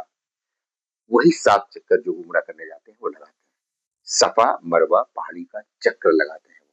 और जहाँ पर एग्ज़ैक्टली उन्होंने अपनी औलाद को छोड़ा था और जहाँ पे जितनी दूर का चक्कर लगाया था, वहाँ पर जब वो एरिया आता है तो वो ग्रीन लाइट्स उसमें जल रही है। वहाँ पर चूँकि हज़रा रज़ियल्लाहु ताला अन्हु दौड़ के जा रही थी, तो सारे जितने भी उम्रा करने वाले लोग होते हैं, वो वहाँ पे दौड़ने लगते हैं। रीज़न ये है दौड़ने का? हाँ, रीज़न ये है कि वो भी दौड़ी थी तो हम भी दौड़े। उनको भी वो आपने बताया कि जैसे-जैसे उन्होंने किया था वैसे ही हम लोग उस चीज़ को फ़ॉलो करते हैं। जैसे-जैसे उन्होंने किया था वैसे-वैसे लोग वहाँ करते हैं जो उम्रा के लिए जाते हैं। अच्छा, सर हम आबे ज़मज़म के बारे में भी नहीं, पहले मैं ये बता दूँ, ये मुकम्मल कर दूँ, उसके बाद जब ये 7 चक्कर हो जाता है इसका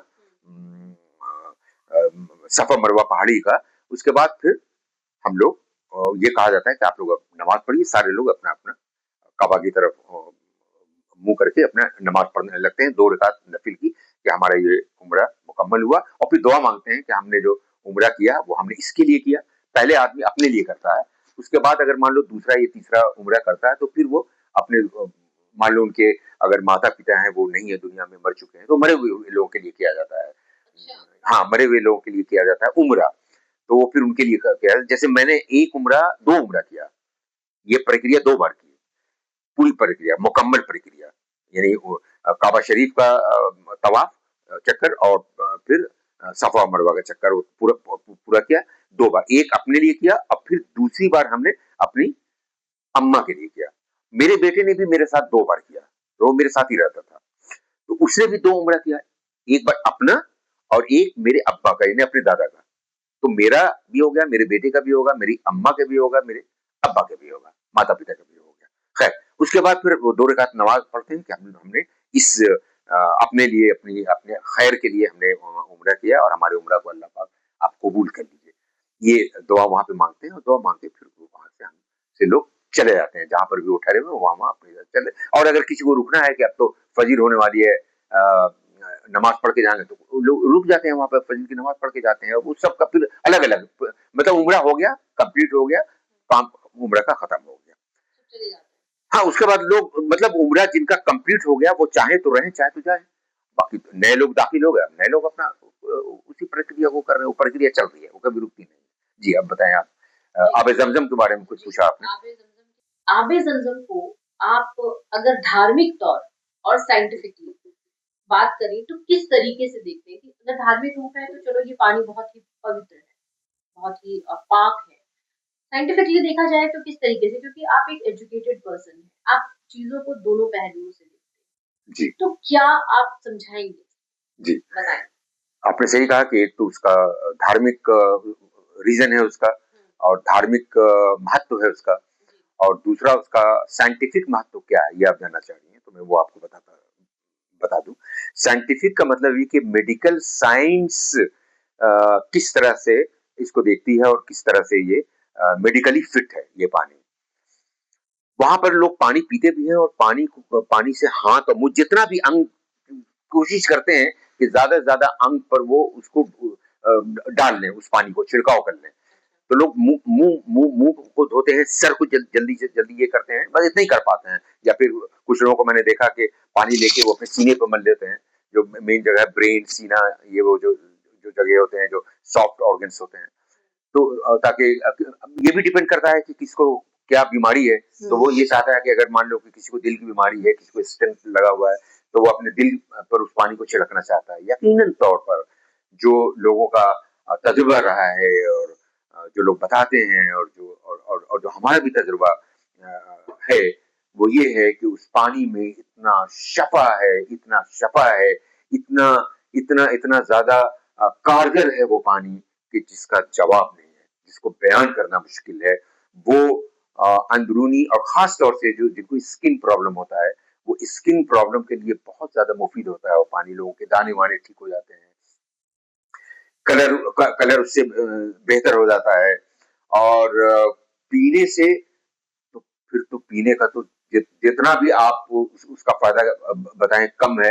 पीने से भी उसका बहुत ज्यादा फायदा है। बहुत सारे लोगों की धड़कनें तेज होती हैं, ब्लड प्रेशर हाई रहता है।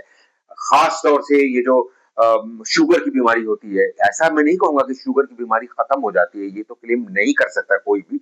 लेकिन हाँ, ये है कि उसमें काफी राहत मिलती है, काफी आराम मिलता है इंसानों को। मैं ये भी नहीं कहूंगा कि कैंसर का पेशेंट उसको पी ले तो कैंसर ठीक हो जाएगा, बिल्कुल नहीं कहूंगा मैं।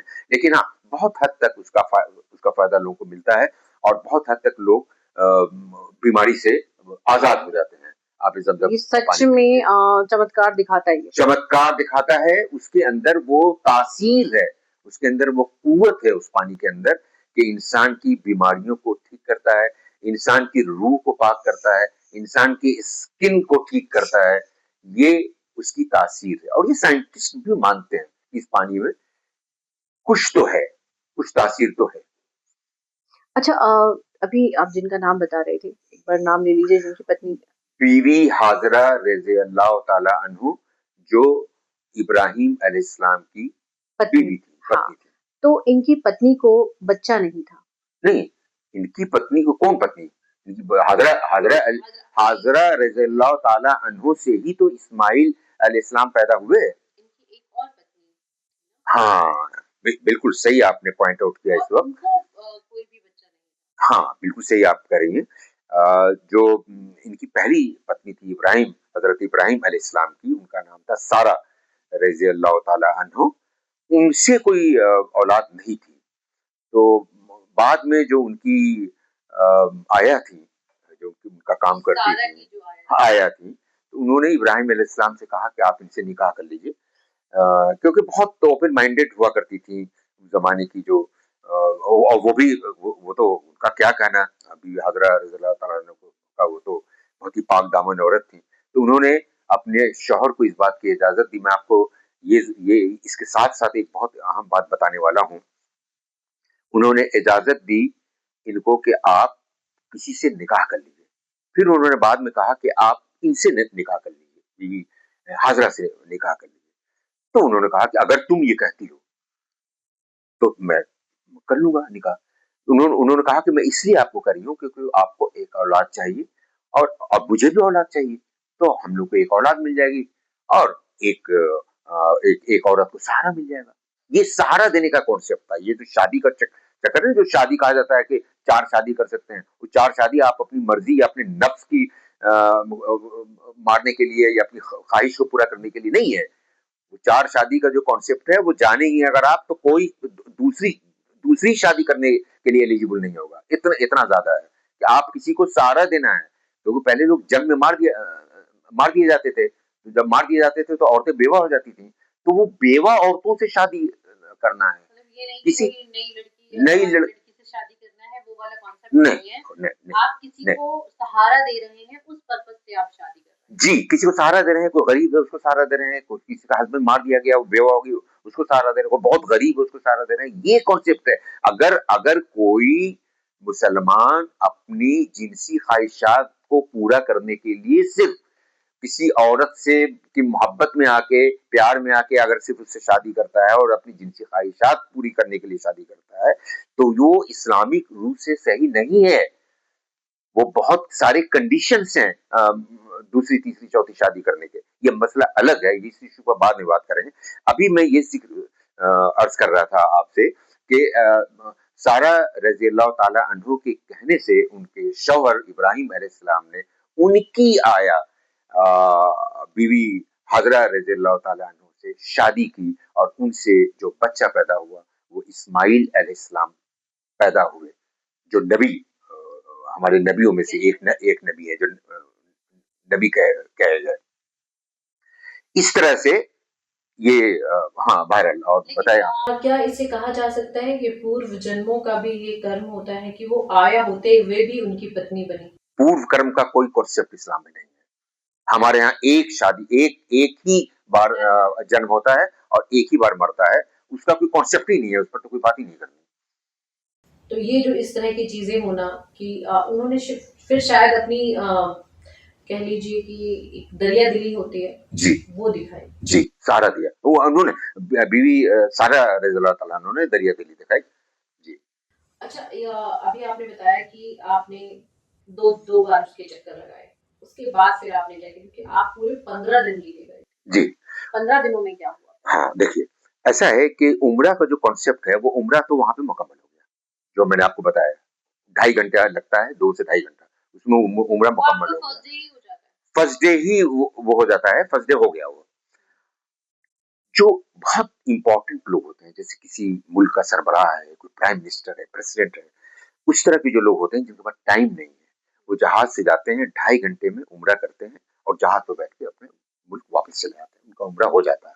लेकिन जो और दूसरे लोग जाते हैं, उनका ये ख्वाहिश होती है कि हम ज्यादा से ज्यादा इबादत कर लें, ज्यादा से ज्यादा काबा शरीफ के पास रह लें और ज्यादा से ज्यादा हम यहाँ पर उसको छू पाएं, हजरत अस्वद को और मुकाम इब्राहिम को। ये कॉन्सेप्ट होता है, तो लोग ज्यादा से ज्यादा टाइम काबा शरीफ में गुजारना चाहते हैं और 15 दिनों तक या 20 दिनों तक का जो सफर होता है वो 15-20 दिनों तक इबादत करते हैं वो, और अपने गुनाहों की माफी मांगते हैं और अपना माफी मांगने के साथ साथ दुआ मांगते हैं अपनी सेहत के लिए, अपने अपने वालिदैन की सेहत के लिए, अपने बच्चों की पढ़ाई के लिए, एजुकेशन के लिए, जो भी उनके दिल में है, जो भी उनको चाहिए अल्लाह ताला से वो मांगते हैं। अल्लाह ताला कहते हैं कि तुम हमसे मांगो, हम तुम्हें देंगे। अभी आप बता रही थी कि वो तो कहते हैं कि मांगो हमसे, हम तो बैठे हैं मांगने के लिए, जब मांग ही नहीं रहे हो तो हम कैसे दें? देने के लिए बैठे, मांगो। तो वहां पे लोग मांगते हैं, कोई रो रहा है, कोई लरस रहा है, कोई गिड़गिड़ा रहा है, कोई कोई कोई कोई कोई आसमान को ऐसे देख रहा है तो देख रहा है, एक टक खो जाते हैं लोग। ऐसे ऐसे लोगों को मैंने देखा, ऐसे सीने पे हाथ रखे ऐसे टकटकी बांधे हुए देख रहे हैं काबा शरीफ को, उनको ऐसे कर रहे हैं तो ऐसे मतलब जैसे वो अल्लाह ताला से मिल रहे हैं, वो मुलाकात कर रहे हैं, ऐसा लगता है कि मीटिंग हो रही है उनकी उनसे। तो ऐसी ऐसी रूहानी कैफियत वहां पर होती है। तो बहरहाल हम लोग 15 दिन का हम लोग का दौरा था और 15 दिन तक लगातार हम लोग तकरीबन हर रोज हम लोग काबा शरीफ जाते थे। हमने आपको बताया कि हमने 2 उम्रा किया और दूसरा उम्रा, पहला उम्रा तो जब हमने किया तब हमने कोविड में थे, कोविड में नियम किया, वो किया था, नियत किया था। दूसरा उम्रा जो किया जाता है तो वहां पर आयशा मस्जिद है, उसके लिए मस्जिद में जाके आपको नियत करनी होती है। क्यों? क्योंकि हजरत आयशा रज़ियल्लाहु ताला अन्हा जो प्रोफेट मोहम्मद सल्लल्लाहु अलैहि वसल्लम की बीवी थी, उन्होंने वहां से ही नियत करके वो गई थी हज करने के लिए। तो वहां पे बहुत शानदार मस्जिद बनी हुई है, तो वहां पर जाके वही एहराम बांध के जाते हैं, वहां जाके नमाज पढ़ते हैं, 2 रकात नफिल की, और वहां पे नियत करते हैं। अगर दूसरा करना है या तीसरा करना है या चौथा करना है तो आपको वहां पे जाना ही जाना है आयशा मस्जिद। तो आयशा मस्जिद हम लोग गए, दूसरी बार जब उम्रा करना था तो आयशा मस्जिद गए। आयशा मस्जिद में हम लोगों ने नमाज पढ़ी, वहां नियत की कि अब हम दूसरा उम्रा, हमने नियत की कि अपनी अम्मा जो जो अब हयात नहीं है, जो मर चुकी है, उनके इशरा जहां बेगम जिनका नाम, हम उनके लिए अब ये दूसरा उम्रा कर रहे हैं। उसी तरह से मेरे बेटे ने नियत किया कि मैं अपना ये दूसरा उम्रा अपने दादा फजल अहमद खान के लिए कर रहा हूँ, करने की नियत कर रहा हूँ। उसके बाद फिर हम लोग, मानो दूर है, वो हम लोग बस से गए थे, टैक्सी से गए थे। उसके बाद वहां से हम लोग वहां दोबारा गए और दोबारा जाके हम लोगों ने उसी प्रक्रिया को दोबारा किया। उसके बाद तकरीबन 10 से 12 दिन तो हम लोग वहां रहे।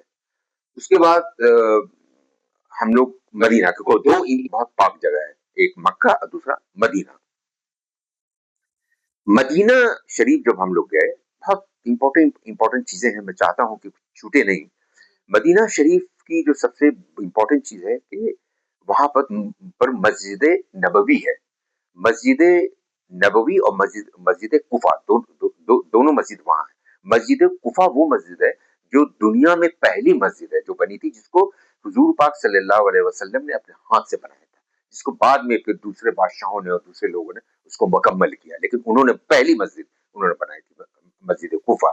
मस्जिद नबवी वो मस्जिद है जहां पर हुजूर पाक सल्लल्लाहु अलैहि वसल्लम की मजार है, जहां वो लेटे हुए हैं। सोचिए कितनी पाक जगह है वो, कितना कितना कितना कितनी पवित्र जगह है वो, और क्या श्रद्धा होती होगी उसके लिए लोगों के मन में। तो वहां हम लोग मदीना गए, वहां हम लोग 3 ढाई या 3 दिन हम लोग वहां रहे, और हम लोग को जुमे की नमाज भी वहां मिली। मस्जिद मस्जिद नबवी में जुमे की नमाज अदा की हम लोगों ने। वहां पर हमने अ, कई सारी अद्भुत चीजें देखी। एक तो ये देखा कि जो औरत और मर्द हैं वो एक साथ ही मस्जिद में जाते हैं और एक साथ ही निकलते हैं। लड़कियां लड़के, वो वो असल में बेहुरमती होने लगी थी, इसलिए बैन किया गया है। जहां जहां पे इस तरह की बेहुरमती होती है, जहां पे लोगों के जहन साफ नहीं है, वहां वहां पे मना है कि आप वहां मत जाइए।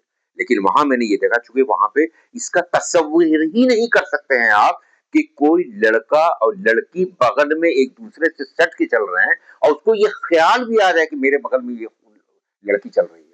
सोच भी नहीं, वहां तक सोच ही नहीं जाएगी आपकी, क्योंकि आप तो खोए में है। कहाँ खोए में? अल्लाह में खोए में है, रसूल में खोए में है। रसूल पाक कि हम वहां पर हैं जहां पर रसूल पाक सल्लल्लाहु अलैहि वसल्लम लेटे हुए हैं, वहां पर हैं। तो उस पर नहीं जाता।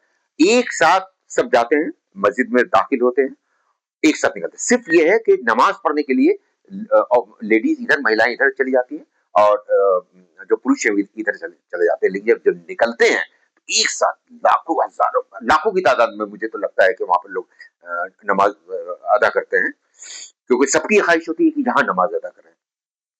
तो वहां पर एक साथ सब निकल रहे होते हैं, पुरुष और महिलाएं सब एक साथ निकल रही होते हैं, और सरासर किसी तरह की कोई बेहरमती नहीं, कोई किसी को टच नहीं करता, कोई किसी को बदनीयत से देखता नहीं है। सब एकदम वहां पर पाक पवित्र रहते हैं। इस तरह से एक साथ ही वहां से निकलते हैं। खैर, मदीना शरीफ में हम लोगों ने नमाजें पढ़ी, वहां पर दुआ मांगी, पूरे मजार शरीफ को मस्जिद मस्जिद का वो किया, मतलब उसको विजिट किया। हर हर कोने कोने में हम लोग गए, और वहां से हम लोग गुजरे जहाँ पर हुजूर पाक सल्लल्लाहु अलैहि वसल्लम की मजार पाक है। वहां पर हम लोगों ने उसको टच किया बहुत दूर से, हालांकि वहां तक पहुंचना बहुत मुश्किल है, क्योंकि हुजूर पाक सल्लल्लाहु अलैहि वसल्लम की जो एक्चुअल कब्र है, जो मजार है, वहां तक कोई नहीं पहुंच सकता है। लेकिन है वहीं पर, उसी के सीध में है वो। लेकिन उसको तकरीबन 7 कहा जाता है कि 7 दीवार के पीछे वो छुपी हुई है, मोटी मोटी दीवार के पीछे उसको छुपाया गया। क्यों छुपाया गया है ये बताना जरूरी है, इसलिए मैं आपको बता देता हूँ कि ये क्यों छुपाया गया है। कि हुजूर पाक सल्लल्लाहु अलैहि वसल्लम वो पाक वजूद था उनका, कि बड़े बड़े साइंटिस्ट और फिलोसफर्स ने भी ये लिखा कि वो दुनिया की पहली वो शख्सियत थी जिन्होंने मैक्सिमम लोगों को अपनी बातों से मुतासिर किया, और मैक्सिमम लोगों को उस तरह से सोचने पर मजबूर किया जिस तरह से वो सोच रहे थे, और मैक्सिमम लोगों को ईमान की तरफ लाने में कामयाबी हासिल की। यानी वो पहले शख्स थे, पहले और आखिरी शख्स। वैसा कोई शख्स दुनिया में नहीं आया जिन्होंने इतने लोगों को अपनी बातों से इम्प्रेस किया हो, और अपनी अपनी बातों से उनको उनको मुतासिर किया हो, और अपना अनुयायी बना लिया हो। वो वो थे हुजूर पाक सल्लल्लाहु अलैहि वसल्लम। तो वहां पर उनको टच लोग करते हैं। 7 के पीछे क्यों है ये मैं बताने जा रहा था, बहुत इंपॉर्टेंट है। 7 दीवार इसलिए है क्योंकि लोगों ने ऐसी शख्सियत, ऐसे ऐसे ऐसे नबी, ऐसे रसूल, सब लोगों को ये जिज्ञासा होती थी। बड़े बड़े देशों के बड़े बड़े जो जो बादशाह और प्राइम मिनिस्टर्स और प्रेसिडेंट्स हुआ करते थे, उनको ये होता था कि इनको किसी तरह से उनकी जो लाश है उनको बाहर निकाल के उस पर रिसर्च किया जाए कि ये कैसा ब्रेन था उनका, क्या था, कैसी क्या था उनके अंदर, उनकी एक एक हड्डी का पर रिसर्च किया जाए। उसके लिए लोगों ने बहुत कोशिश की, वहां तक कई बार पहुंच भी गए। एक बार ऐसा हुआ कि दो ईसाई लोग वहां पे बैठे हुए थे। बैठे हुए थे तो जाके बादशाह को किसी ने बताया, सऊदी के बादशाह को, जो भी उस ज़माने में रहे होंगे, कि 2 ईसाई को बहुत दिन से देखा जा रहा है कि एक ही जगह पर बैठे हुए हैं, क्या कर रहे हैं पता नहीं है, तो उनका पता करो। तो पता किया गया तो पता चला कि वो उन्होंने अंदर-अंदर सुरंग बना दी थी और अनकरीब था कि हुज़ूर पाक सल्लल्लाहु अलैहि वसल्लम की मज़ार तक पहुँच जाते और उनका जो भी उनकी लाश को निकाल लेते वहाँ से। उसके पहले पता चल गया और उनको फिर वहीं पर उनका सर कलम किया गया दोनों का। फिर वो दीवार बनाई गई। वो बनते वो कई दीवारें वहां पर बन गई हैं और उसको पूरी तरह से महफूज कर दिया गया कि वहां तक किसी का पहुंचना अब नामुमकिन है, पहुंच ही नहीं सकता कोई आदमी। इसलिए वहां पर सिर्फ हाथ लगा के ये महसूस कर लेते हैं लोग कि हमने हुजूर पाक सल्लल्लाहु अलैहि वसल्लम की मज़ार पाक को छू लिया है। ये है वहां का पूरा कॉन्सेप्ट। वहां भी गए, फिर मस्जिद कुफा हम लोग गए, वहां पे नमाज पढ़ी, जो पहली मस्जिद थी। मैं यहाँ पर एक बात आपको बताना जरूरी समझ रहा हूँ, क्योंकि आप महिला हैं और आप मुझसे इंटरव्यू कर रही हैं, तो आपको बताना चाहिए और पूरी दुनिया को ये बताना चाहिए कि ऐसा हुआ था। क्या? वीमेन एम्पावरमेंट का पूरी दुनिया में, हिंदुस्तान में भी अभी चलन चला हुआ है कि वीमेन एम्पावरमेंट, लोग इसको शौक समझते हैं, पॉलिटिकल और सोशल बूम फैशन की तरह हो गया है कि वीमेन एम्पावरमेंट पे बात हो रही है। साहब, हम अब कर रहे हैं, हम एकदम मॉडर्न सोसाइटी है। लेकिन मैं आपको ये बता दूं कि वीमेन एम्पावरमेंट पे जो सबसे पहले जिसने इसके बारे में बात की थी, वो जात थी हुजूर पाक सल्लल्लाहु अलैहि वसल्लम की। सबसे पहले वीमेन एम्पावरमेंट पे उन्होंने काम किया था।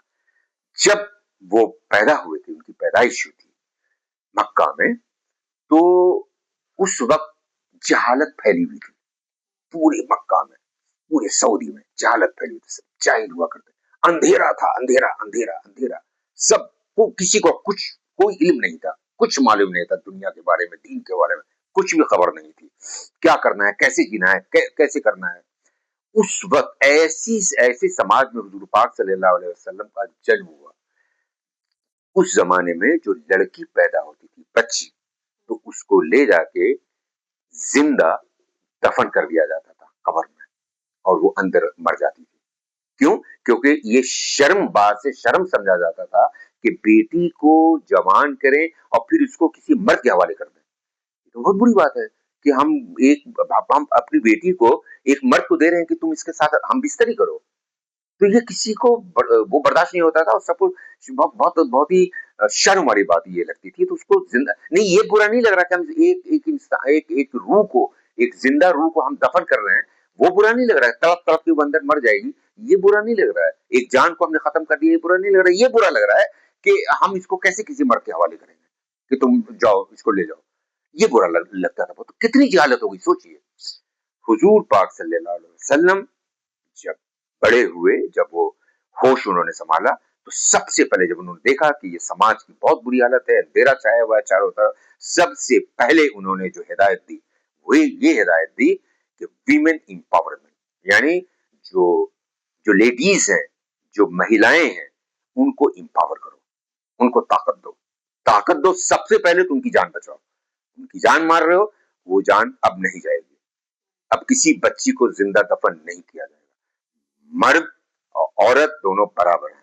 जिस तरह से एक एक मर्द को यह हक हासिल है कि वो अपनी जिंदगी मुकम्मल करे, जवान हो बच्चे से और बूढ़ा हो और फिर मरे, उसी तरह से एक औरत को भी हासिल है कि वो अपनी जिंदगी मुकम्मल करे, वो बड़ी हो, शादी हो और फिर वो अपनी तकमील को पहुंचे, फिर वो अल्लाह पाक के पास जाए। ये बराबरी का हक सबसे पहले दुनिया में हुजूर पाक सल्लल्लाहु अलैहि वसल्लम ने दिया कि बराबर है दोनों, दोनों के साथ बराबरी का सलूक करो।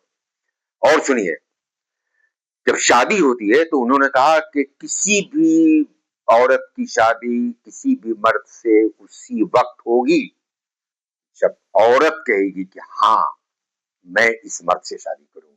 अगर औरत ये नहीं कहती है कि इस मर्द से मैं शादी करूंगी, जब तक नहीं कहती है, वो शादी नहीं होगी। कितना बड़ा काम किया था उन्होंने, और कितनी अहमियत दी थी, और कितने हुकूक दिए थे उन्होंने महिलाओं को कि आज से अब किसी भी लड़की की शादी तभी होगी जब वो कहेगी कि कबूल है, नहीं तो नहीं होगी। आपको ये पता होना चाहिए, अगर नहीं है तो मैं बता दूं कि जब निकाह होता है मुसलमानों का, पहले पूछा जाता है लड़की से, पहले मर्द से नहीं पूछा जाता, पहले दूल्हे से नहीं पूछा जाता, नहीं, पहले पूछा जाता है दुल्हन से, कि क्योंकि अगर उसने कबूल नहीं कहा तो मामला खत्म, फिर वो काजी जाएगा ही नहीं उसके पास, दूल्हा के पास जाएगा ही नहीं, वो मामला खत्म हो गया वहीं पे। वो उसको कबूल है या नहीं है इसकी अहमियत नहीं है, इसकी अहमियत तब है जब उस लड़की ने कबूल कर लिया, तब फिर है आपकी अहमियत है, इंपॉर्टेंस है कि आप भी कबूल करें। लेकिन अगर उसने कबूल नहीं किया तो आपके कबूल की कोई अहमियत नहीं है। फर्स्ट प्रायोरिटी लड़की, कि आप कहें, लड़की कहेगी कि कबूल है तो शादी होगी, नहीं है तो शादी नहीं होगी। और उसके बावजूद भी शादी को एक कॉन्ट्रैक्ट की तरह का दर्जा दिया गया कि अगर किसी भी वजह से, ये अलग टॉपिक है लेकिन मैं इतना बता के छोड़ दूंगा कि अगर किसी भी वजह से किसी भी हाल में दोनों में नहीं बन रही है तो आप अलग हो सकते हैं, लेकिन उसके भी बहुत सारे शरायत हैं। जब कभी आप इसके बारे में बात करेंगी तो मैं सारी बातें बताऊंगा कि क्या है ये शादी का कॉन्सेप्ट और तलाक का कॉन्सेप्ट और चार बीवी का कॉन्सेप्ट, ये और ये जो नान नफका, ये जो मेंटेनेंस का कॉन्सेप्ट, ये क्या है, ये अलग टॉपिक है थोड़ा सा, तो बाद में इसके बारे में बात होगी। बिल्कुल। अच्छा, एक सबसे इम्पोर्टेंट कि आप वहाँ तक गए, 15 दिन आपने कहा कि आपने नमाज़ वग़ैरह की, तो क्या आप लोगों का कोई स्पेसिफ़िक रूटीन होता था कि आपको वो फ़ॉलो करना है, मॉर्निंग में ये करना है, इवनिंग में ये करना है, ये सारी चीज़ें वहाँ पे थी या वहाँ आप जैसे चाहें वैसे ही करें? उम्रा करने के कवायद होते हैं, वहाँ पे उसका कायदा होता है जो मैंने आपको बताया कि 7 चक्कर काबा शरीफ का और फिर 7 चक्कर सफा मरवा का। 1 दिन का वो करते हैं या 15 दिन से? मेरी बीवी ने कम से कम 10 उम्रा किया, 10 दिन 10 उम्रा किया। अपने जितने दादा दादी परदादा लकड़दादी परदादी जितने मरे हुए लोग हैं सबका उन्होंने उम्रा किया, क्योंकि उनको ज्यादा से ज्यादा काबा शरीफ में रहना था। मैंने सिर्फ 2 उम्रा किया, मेरे बेटे ने 2 उम्रा किया, लेकिन उन्होंने बहुत उम्रा किया। मैं आपके सवाल का जवाब दे देता हूँ कि क्या और दिन के लिए भी कोई कायदा है वहां पे? और दिन के लिए कोई कायदा नहीं है। आपने एक बार उम्रा कर लिया, उसके बाद आपका काम खत्म हो गया, फिर आपका जब मर्जी आप जाइए, इबादत कीजिए, चले आइए। जब मर्जी है कि आपको जोहर की नमाज पढ़नी है, ईशा की नमाज पढ़नी है, आप जाइए, नमाज पढ़ी, चले आइए। हमको अब इबादत कर जाके वहां बैठ कर कुरान पढ़ना है, तो कुरान रखी होती है ढेर सारी, आप कुरान लिए और वहां पे पढ़ना शुरू कर दीजिए। कोई आपको कहीं से किसी तरह की कोई डिस्टर्बेंस नहीं, हर जगह वहां पर हर आदमी आपकी मदद करने के लिए खड़ा है, तैनात है। मदद मदद चाहिए, पुल मदद चाहिए, वो मदद करने के लिए तैयार है, खड़ा है, क्या मदद चाहिए। मतलब लोग ये है कि जल्दी से ज्यादा पुण्य कमा लें। तो मेरी बीवी ने कई उम्रा किया और हमने सिर्फ 2 उम्रा किया, तो बाकी जो अब वो जब भी उम्रा करने जाती थी तो जो जवाबित है, जो कायदा है, जो वहाँ की रूटीन है, उस रूटीन के हिसाब से करती थी। 7 चक्कर इसका, 7 चक्कर इसका। लेकिन जो वो इसके अलावा, उम्रा के अलावा जाती थी, तो वो जाती थी, उनका मन है, जब भी जाती थी जाके नमाज पढ़ती थी, जाके दुआ मांगती थी, कुरान पढ़ती थी, वो चली आती थी।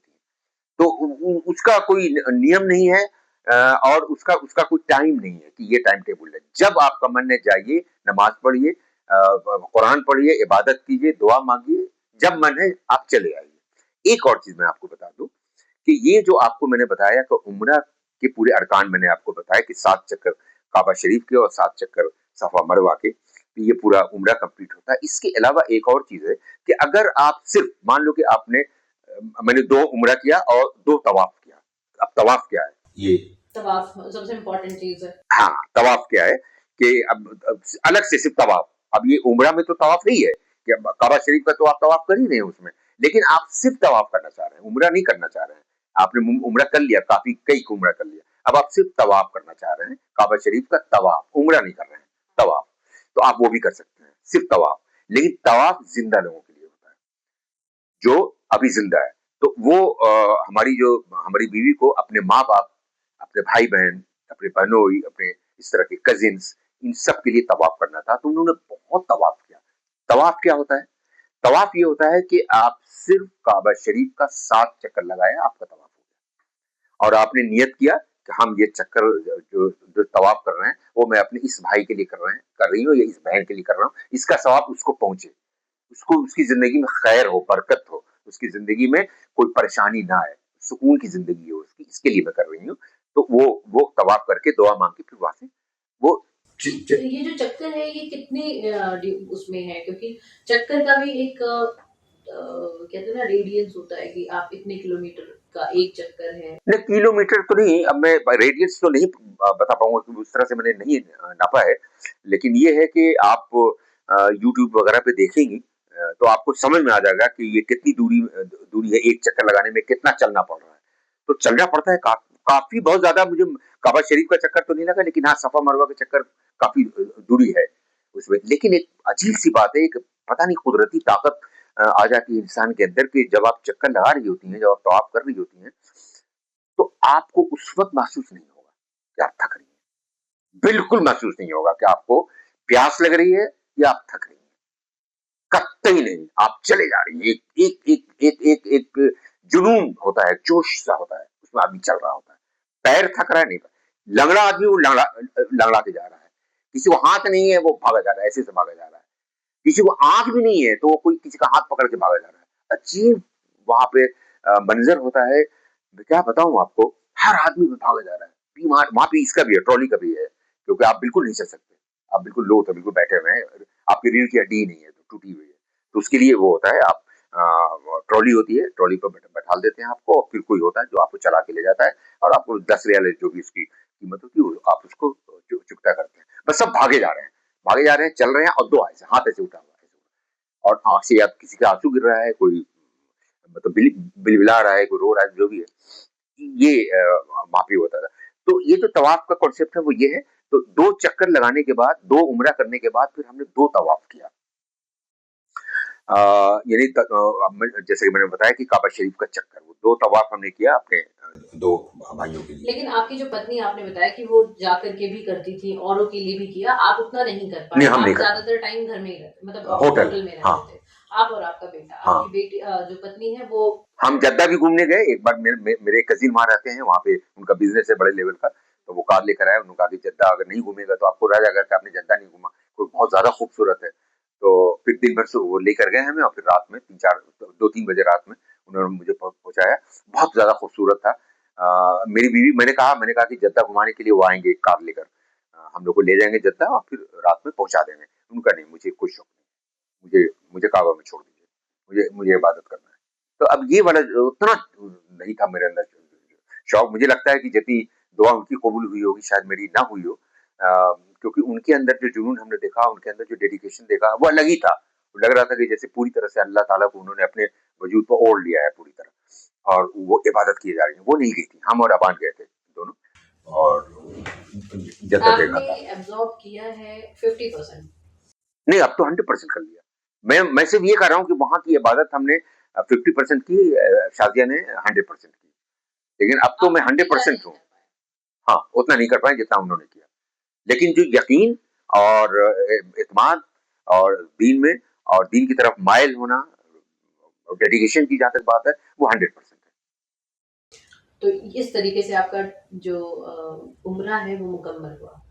इस तरह से उम्रा मुकम्मल हुआ, और इसी तरह से हम लोग फिर वहां से वापिस आए। वापिस में कनेक्टिंग फ्लाइट नहीं थी, डायरेक्ट फ्लाइट थी, क्योंकि वापसी में कोई ऐसा नहीं था कि हम लोग को कहीं बीच में रुक के एहराम बांधना है, डायरेक्ट यहाँ आना है। तो हम लोग फिर अपने ड्रेस में, जो नॉर्मल ड्रेस, और वहां पे जो एहराम बांधते थे, वो मैंने आपको बताया कि जब उम्रा करना होता था, वो उम्रा करने की नीयत से जाते थे या तवाफ करने की नीयत से जाते थे, तभी एहराम बांधते थे।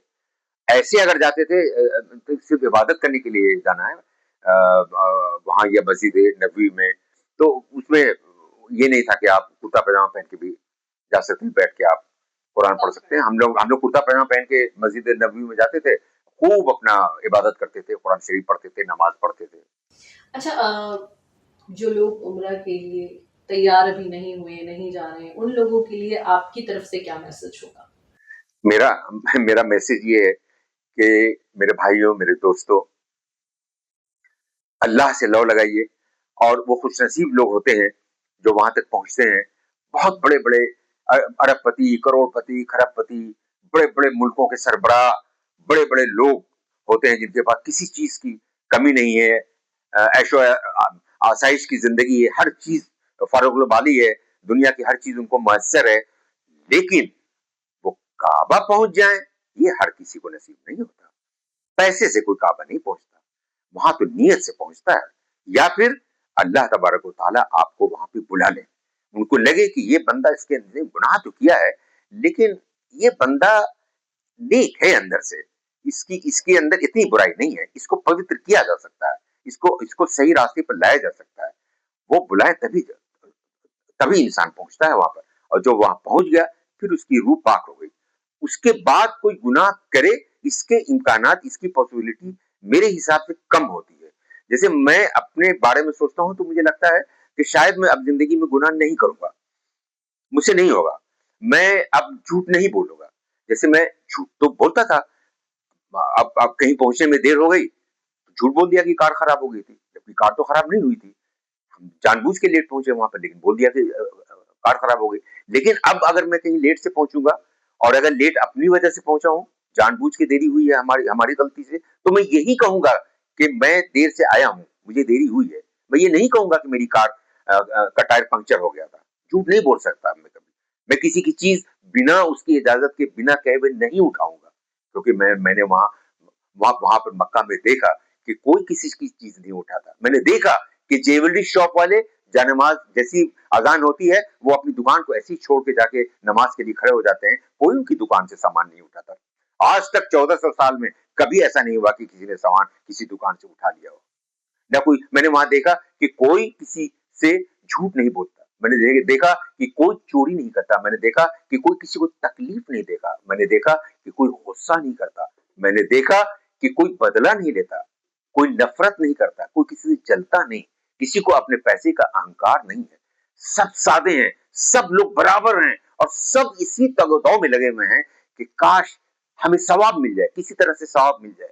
मैं आपको बता दूं कि मैं अक्सर, मेरे साथ कई बार ऐसा हुआ कि मैं ऐसे खड़ा हूं, एक वहां से कोई एक लड़की, मान लो कि एक लड़की आई, उसका चेहरा ढका हुआ है, आंख खुली हुई है, वो आई, मेरे हाथ में एक खाने का एक डब्बा रखा और भाग गई।